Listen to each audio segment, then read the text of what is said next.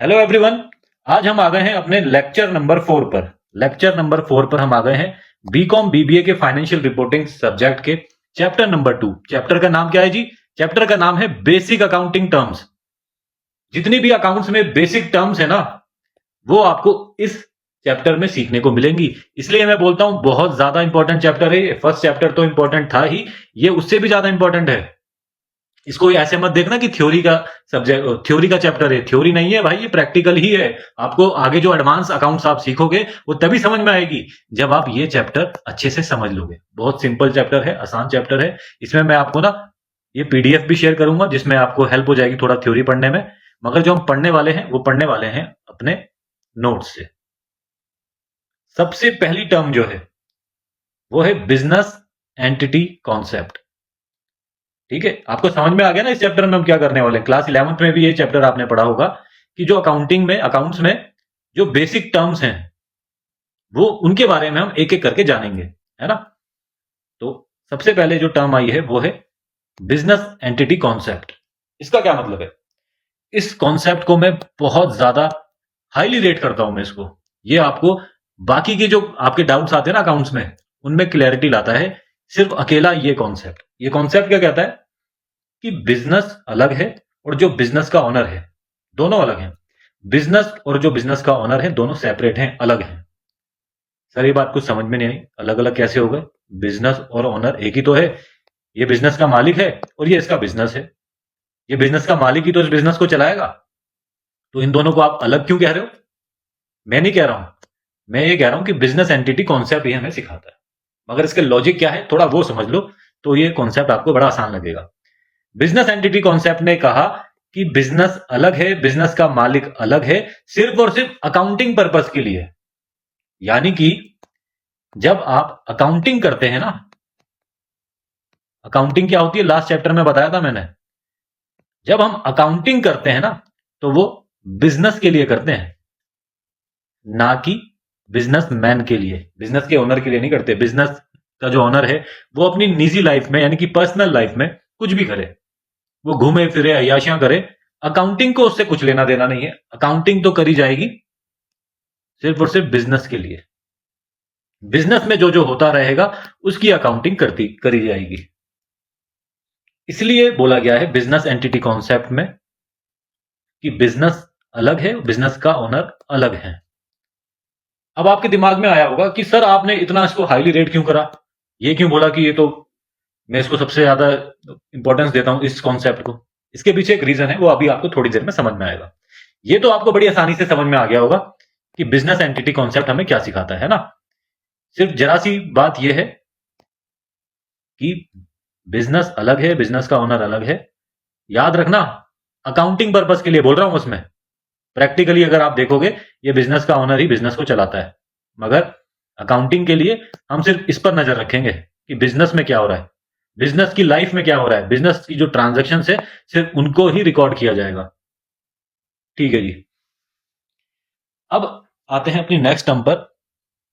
इससे आपको क्लियर होगा कि ये इतना इंपॉर्टेंट क्यों है। ठीक है, जब बिजनेस का मालिक कौन है इसमें, इस केस में है राहुल। जब बिजनेस का ओनर यानी कि राहुल अपने बिजनेस में पैसा इन्वेस्ट करेगा यानी कि पैसा लगाएगा, जैसे कि इस केस में 50,000 रुपए लगाए, तो इस केस में इस पैसे को कहा जाएगा कैपिटल। क्या कहा जाएगा? जो पैसे लगाए हैं बिजनेस में राहुल ने, इसको कहा जाएगा कैपिटल। इसको नाम देना चाहिए ना कोई, हमने नाम दे दिया कैपिटल। अकाउंट्स में इसको हम कहते हैं कैपिटल। किसको? जब बिजनेस का ओनर अपने बिजनेस में पैसा लगाता है।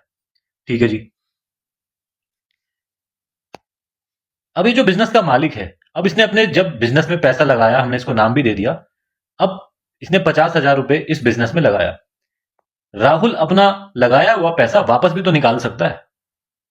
अगर राहुल ने 50,000 रुपए बिजनेस में लगाए, मान लो एक हफ्ते बाद उसको 5,000 रुपए की जरूरत पड़ी, तो वो राइटफुली अपना पैसा निकाल भी सकता है।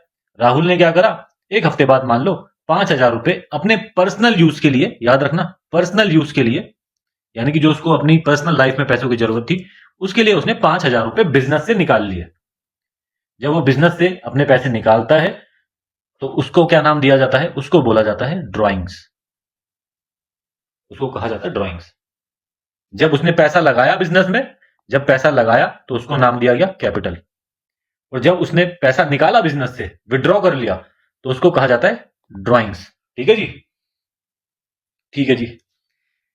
अब जब आपने कैपिटल का नाम जैसे यहां पर पढ़ा, तो आपके दिमाग में एक क्वेश्चन आना चाहिए, क्योंकि क्लास 11 से ही आप ये चीज देख रहे होंगे। वो दिमाग में क्वेश्चन क्या आना चाहिए, आया या नहीं आया वो अलग बात है, मगर एक क्वेश्चन आपके दिमाग में आना चाहिए। वो ये है कि आप बैलेंस शीट बनाते हो। जब आप बैलेंस शीट बनाते हो, है ना, इधर लिखते हो लायबिलिटीज, लायबिलिटीज हैं जो बिजनेस की, और इस साइड लिखते हो एसेट्स, है ना। लायबिलिटीज क्या मतलब क्या होता है, उधार। बिजनेस के ऊपर जितना भी उधार है उसको लायबिलिटीज कहा जाता है। इस लायबिलिटीज के नीचे आप लिखते हो कैपिटल, है ना। मगर अभी हमने क्या देखा, अभी हमने देखा कि जब बिजनेस का ओनर बिजनेस में पैसा लगाता है तो उसको हम कैपिटल कहते हैं। यानी कि बिजनेस के पास तो पैसा आया, तो उसको हमने उधार क्यों माना। बिजनेस के पास कैश आया ना, इसमें 50,000 रुपए बिजनेस के पास आया, जिसका नाम है कैपिटल। तो इस कैपिटल को हम लायबिलिटी के नीचे क्यों लिख रहे हैं, यानी कि इसको लायबिलिटी क्यों मान रहे हैं, उधार क्यों मान रहे हैं, जबकि बिजनेस के पास कैश आया। यहीं पर आपके काम आता है बिजनेस एंटिटी कॉन्सेप्ट। देखो कॉन्सेप्ट को समझना कितना आसान है, आपने कितना आसानी से समझ लिया कि बिजनेस अलग है, ओनर अलग है। इसको हम अब अप्लाई करेंगे, इसकी एप्लीकेबिलिटी देखेंगे, है ना। वो क्या है इसकी एप्लीकेबिलिटी, वो ये है, पहले इसको मैं रब कर देता हूं। देखो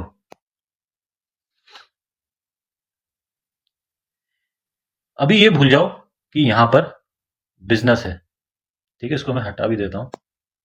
यहां ना कोई बिजनेस नहीं है, ये मान लो यहां पर कोई दूसरा पर्सन है, कोई दूसरा इंसान है जिसका नाम है मिस्टर एक्स, मिस्टर एक्स, ठीक है।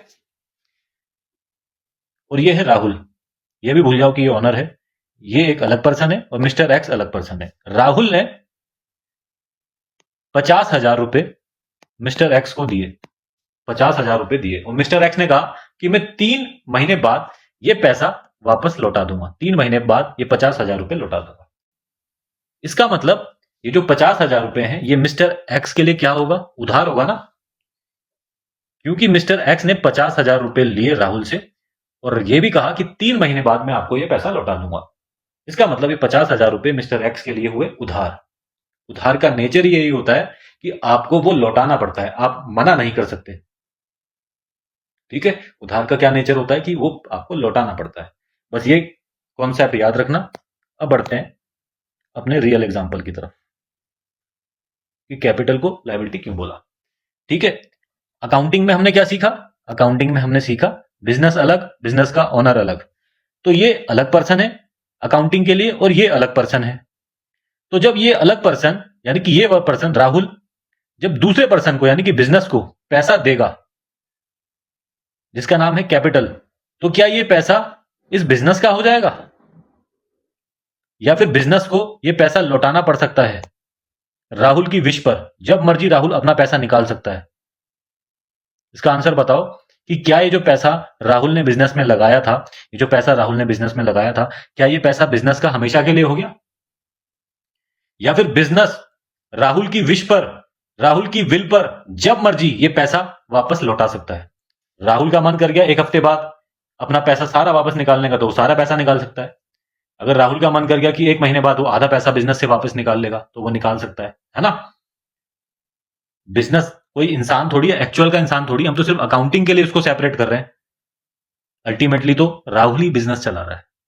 तो जो बिजनेस है वो कभी राहुल को ये नहीं कह सकता कि नहीं मैं तेरे पैसे वापस नहीं लौटा रहा।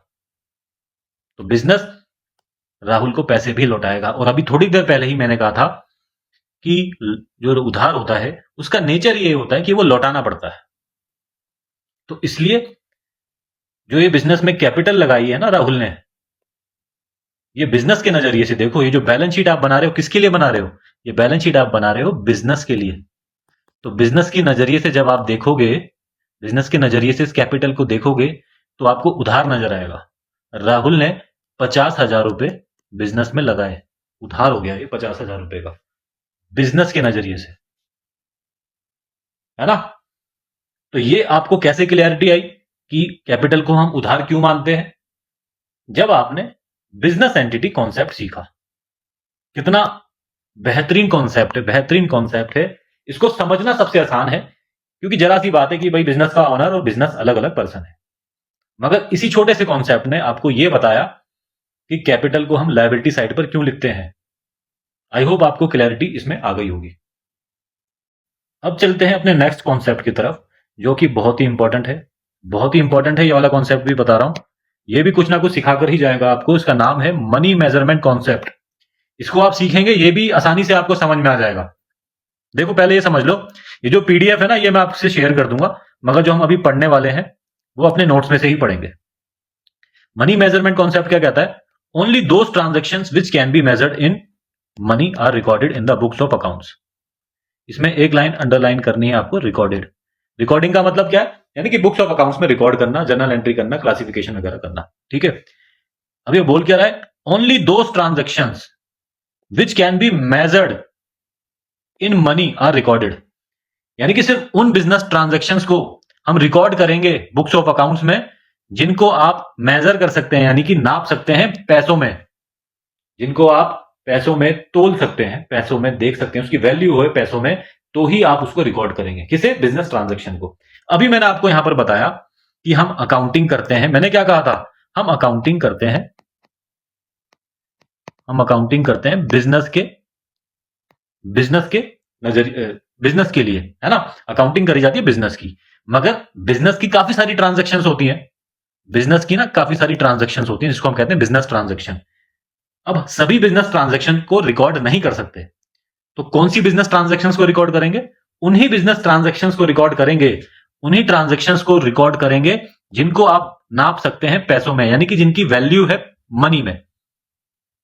जिसमें सिंपल सा मतलब है, अगर कोई ट्रांजैक्शन बिजनेस से रिलेटेड है और उसमें मनी इन्वॉल्व है, उसकी हम रिकॉर्डिंग करेंगे।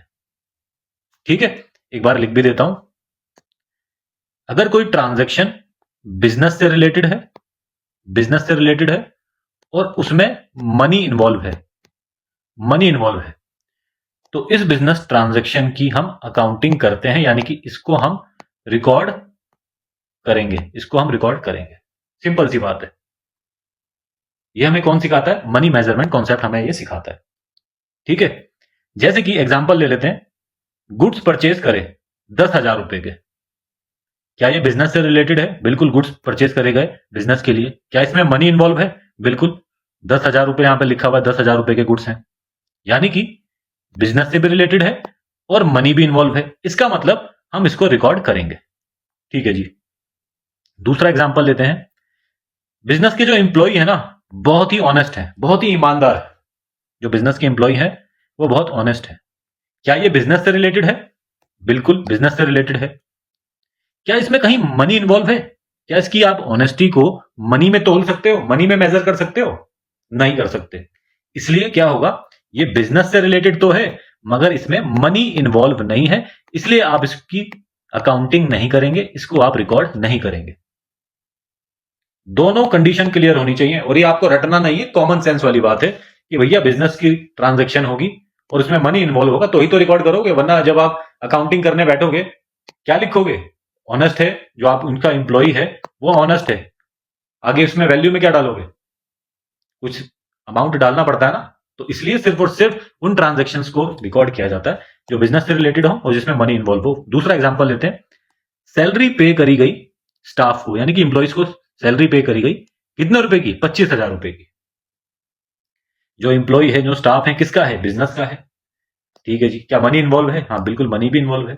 इसका मतलब दोनों कंडीशन फुलफिल है, बिजनेस का भी रिलेटेड है और मनी भी इन्वॉल्व है, इसलिए हम इसको रिकॉर्ड करेंगे, यानी कि इसकी हम अकाउंटिंग करेंगे। एक और एग्जांपल लेते हैं। Good reputation of the business, यानी कि बिजनेस की जो रेपुटेशन है बहुत ही बेहतरीन है, अच्छी है। मगर कितनी अच्छी है? मान लो 2 कस्टमर हैं बिजनेस के, एक कहता है कि भाई इसकी रेपुटेशन 1 लाख रुपए की है, दूसरा कस्टमर है वो कहता है कि इसकी रेपुटेशन 100 रुपए की है ना। तो दोनों ही कस्टमर के लिए अलग अलग है। तो आप अमाउंट में क्या लिखोगे? जैसे यहां पर आपको क्लियरली दिख रहा है कि 10,000 रुपए के गुड्स खरीदे, इंप्लॉइज को सैलरी पे करेगी 50,000 रुपए की, 25,000 रुपए की, मगर रेपुटेशन बिजनेस की अच्छी है। इसका मतलब ट्रांजैक्शन बिजनेस से रिलेटेड है, मगर रेपुटेशन कितनी अच्छी है वो नहीं पता ना, इसलिए हम इसको रिकॉर्ड नहीं करेंगे। अब कई स्टूडेंट बोलते हैं कि सर रेपुटेशन का मतलब गुडविल, तो बैलेंस शीट में हम लिखते तो हैं, बैलेंस शीट में गुडविल लिखते हैं एसेट साइड में, तो वो गुडविल होती है वो वाली गुडविल जो आपने गुडविल परचेज करी है, यानी कि आपने कोई बिजनेस खरीदा किसी से, उसकी गुडविल भी खरीद लिया आपने साथ में, क्योंकि आपने वो गुडविल खरीदी है। मान लो आपने कोई बिजनेस खरीदा और उसमें गुडविल निकल कर आई 1 लाख रुपए की, आपने 1 लाख रुपए की गुडविल के पैसे दिए, तो उस केस में आपको पता चल जाएगी कि 1 लाख रुपए की गुडविल है। मगर जो सेल्फ जनरेटेड गुडविल होती है, जो सेल्फ जनरेटेड है, जो आपने खुद बनाई है गुडविल, उसका अमाउंट नहीं पता होता कि कितने रुपए की आपकी गुडविल है।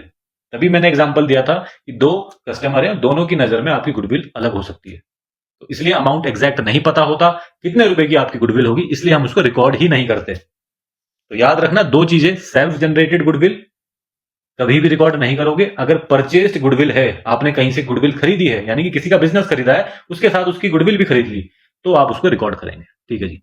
अगला एग्जाम्पल और ले लेते हैं, स्किल्ड मैनेजर।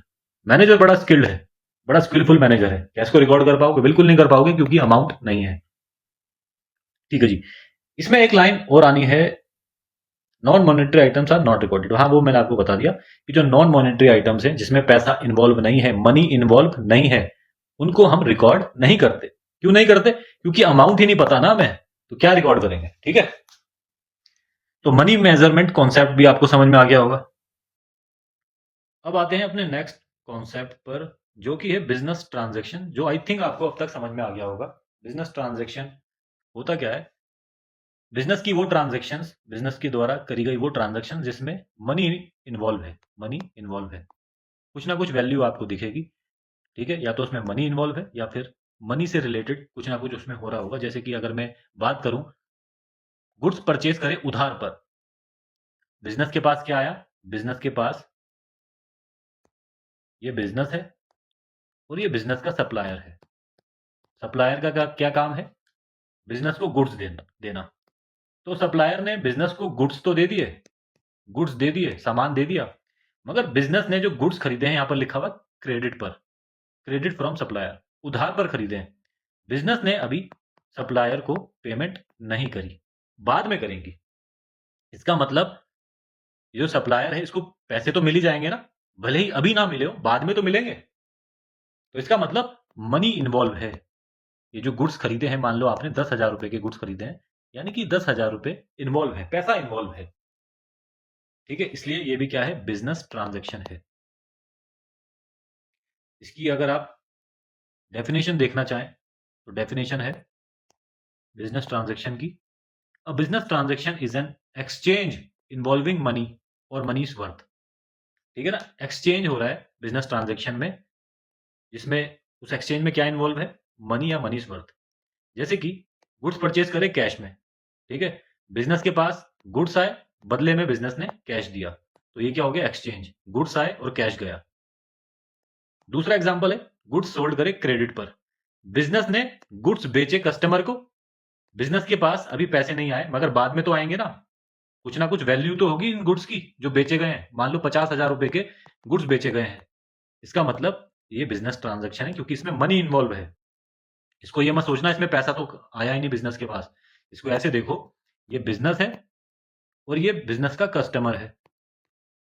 बिजनेस ने गुड्स बेचे 50,000 रुपए के कस्टमर को। ठीक है जी। अब ऐसा थोड़ी है कि कस्टमर बाद में पैसे नहीं देगा, कस्टमर तो बाद में पैसे देगा, भले ही बाद में पेमेंट मिलेगी तो सही। तो ये 50,000 रुपए, इसका मतलब इसकी वैल्यू है इस ट्रांजैक्शन की, इसको हम रिकॉर्ड करेंगे। तो बिजनेस के लिए ये क्या हो जाएगा? बिजनेस के लिए ये कस्टमर बन जाएगा ट्रेड रिसीवेबल। हालांकि इसको हम आगे भी सीखेंगे। ठीक है जी। अब हम आते हैं, तो बिजनेस ट्रांजैक्शन क्या है? अगर आप इसकी एक इंपॉर्टेंट लाइन समझना चाहते हो ना, तो वो ये है, all business transaction affect the financial position of the business. Business की जितनी भी ट्रांजैक्शंस होंगी ना, जितनी भी बिजनेस ट्रांजैक्शंस हैं, वो फाइनेंशियल पोजीशन को इफेक्ट करती हैं। कोई सी भी आप उठा लो ट्रांजैक्शन बिजनेस की, वो कहीं ना कहीं फाइनेंशियल पोजीशन को इफेक्ट करेंगी। फाइनेंशियल पोजीशन क्या होती है वो मैंने लास्ट क्लास में बताया भी था, फिर बता देता हूं। फाइनेंशियल पोजीशन मतलब बैलेंस शीट। बैलेंस शीट हमें बिजनेस की फाइनेंशियल पोजीशन बताती है, बिजनेस कितने पानी में है वो बताती है, बिजनेस की एक तरीके से कह सकते हैं औकात बता देती है कि बिजनेस के ऊपर कितने लायबिलिटी है, कौन कौन सी लायबिलिटी है, बिजनेस के पास कौन से एसेट है और कितने रुपए के एसेट्स हैं। तो इसको कहा जाता है फाइनेंशियल पोजीशन। मगर इस स्टेटमेंट में क्या बताया गया कि बिजनेस की हर ट्रांजैक्शन अफेक्ट करेगी फाइनेंशियल पोजीशन को। चेक कर लेते हैं। पहली ट्रांजैक्शन लेते हैं, परचेज फॉर कैश, 5,000 रुपए के गुड्स परचेज करे बिजनेस ने। ठीक है जी। तो ये बैलेंस शीट पर कैसे अफेक्ट कर रहा है? बैलेंस शीट पर कैसे अफेक्ट कर रहा है? ये बैलेंस शीट है, मान लो ये बैलेंस शीट है, इधर लाइबिलिटीज, इधर एसेट्स। बिजनेस ने गुड्स परचेज करे 5,000 रुपए के। इसका मतलब बिजनेस के पास स्टॉक आया 5,000 रुपए का, और जो बिजनेस का कैश था वो भी तो कम हो गया। मान लो बिजनेस के पास 1,00,000 रुपए का कैश था, 1,00,000 रुपए का कैश था। अब क्योंकि 5,000 रुपए के गुड्स खरीद लिए, तो अब बिजनेस के पास कितना कैश बचा होगा? 95,000। तो फाइनेंशियल पोजीशन अफेक्ट हो रही है, नहीं हो रही है? बिल्कुल हो रही है सर। कोई सा भी आप रैंडम एग्जांपल ले सकते हैं, जैसे कि रेंट पेड करा 2,000 रुपए का। ठीक है, तो रेंट तो होता है एक्सपेंस, आपने एक्सपेंस की पेमेंट करी, मगर आपका कैश 2,000 रुपए से और भी तो कम हो गया। 2,000 रुपए से आपका कैश कम हो गया, और कैश कहां पर आता है? बैलेंस शीट में आता है। यानी कि आपकी फाइनेंशियल पोजीशन फिर इफेक्ट कर गई। तो कोई भी बिजनेस की ट्रांजैक्शन ले लो, एक ये वाली भी ले लेते हैं, सेल ऑन क्रेडिट।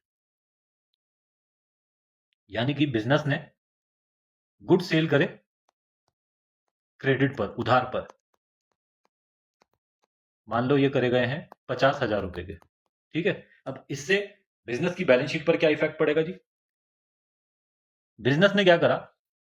अपने गुड्स बेच दिए, अपने गुड्स बेच दिए। ये क्या है जी? ये है लायबिलिटी और ये है एसेट्स। बिजनेस के पास मान लो स्टॉक था 1,00,000 रुपए का, जिसमें से 50,000 रुपए का स्टॉक बेच दिया। कस्टमर को आपने 50,000 रुपए के गुड्स दे दिए, 1,00,000 रुपए के गुड्स आपके पास थे, 50,000 रुपए के गुड्स आपने बेच दिए। इसका मतलब अब आपके पास सिर्फ 50,000 रुपए के गुड्स रह गए, क्योंकि 50,000 रुपए के गुड्स आपने बेच दिए। ठीक है जी। क्या कस्टमर आपको पैसे देगा फ्यूचर में? बिल्कुल देगा, फ्री में थोड़ी देते हैं। अगर आप कोई गुड्स बेचते हो क्रेडिट पर, उसके आगे क्रेडिट लिखा हुआ है, इसका मतलब वो आपने उधार पर बेचे, आपको पैसे फ्यूचर में मिलेंगे। कितने मिलेंगे? 50,000 रुपए मिलेंगे। तो यहां पर वो क्या बन जाएगा? वो कस्टमर आपके लिए डेटर बन जाएगा, या फिर आप उसको ट्रेड रिसीवेबल भी कह सकते हैं 50,000 रुपए से, क्योंकि आपको उससे 50,000 रुपए मिलेंगे। ठीक है जी। तो कौन सी ट्रांजेक्शन थी? ट्रांजेक्शन थी सेल करी गई है उधार पर। क्या उसने भी फाइनेंशियल पोजीशन को इफेक्ट करा? बिल्कुल करा। आपके सामने मैंने लाइव दिखाया है कि बैलेंस शीट पर इसका इफेक्ट पड़ा, है ना। कोई भी ट्रांजैक्शन हो, बिजनेस की कोई भी ट्रांजैक्शन हो, बार बार बोल रहा हूं, उसका इफेक्ट आना ही आना है, उसका इफेक्ट फाइनेंशियल पोजीशन पर आना ही है। आप खुद भी ट्राई करना। ठीक है जी। अब आ गए हैं थोड़ा आसान कॉन्सेप्ट पर। अकाउंट। अकाउंट क्या होता है? ये तो आपने क्लास 11th और 12th में बहुत बनाए होंगे। क्या? अकाउंट बहुत बनाए होंगे आपने, बहुत प्रैक्टिस करी होगी। अकाउंट होता क्या है? देखो सिंपल सी बात है, an account is a summary of all the transaction relating to one item. ठीक है, बिजनेस की लाखों ट्रांजैक्शंस होती हैं, रोज हजारों ट्रांजैक्शन होती है, महीने भर में लाखों ट्रांजैक्शन हो जाती हैं। अब हम उसको रिकॉर्डिंग भी करते हैं, यानी कि उसकी जर्नल एंट्रीज भी पास करते हैं। मगर हम क्या करते हैं, एक समरी अकाउंट भी बना लेते हैं। जैसे कि इस केस में आपको दिखाई दे रहा है कैश, हमने कैश अकाउंट बनाया। अब इस कैश अकाउंट का मतलब है कैश से रिलेटेड बिजनेस की जितनी भी ट्रांजैक्शंस हैं, कैश से रिलेटेड, कैश से रिलेटेड बिजनेस की जितनी भी ट्रांजैक्शंस हैं, उन ट्रांजैक्शंस को हम इस अकाउंट में रिकॉर्ड करेंगे। ठीक है, जब जब कैश बढ़ता जाएगा हम डेबिट साइड पर रिकॉर्ड करेंगे, जब जब कैश कम होता जाएगा हम क्रेडिट साइड पर रिकॉर्ड करेंगे, यानी कि लेजर पोस्टिंग करेंगे। ठीक है, बिजनेस की जितनी भी ट्रांजैक्शन होंगी ना, उसमें जितने भी अकाउंट बनेंगे, सबके लिए हम एक सेपरेट अकाउंट बनाएंगे। जैसे इसमें कैश अकाउंट बनाया है, यही फॉर्मेट होगा अगर मेरे को सेल अकाउंट बनाना हो। कैश की जगह अगर मुझे सेल अकाउंट बनाना हो तो ऐसे ही बनेगा। ये डेबिट साइड, ये credit side, date particular rupees, date particular rupees. ठीक है जी।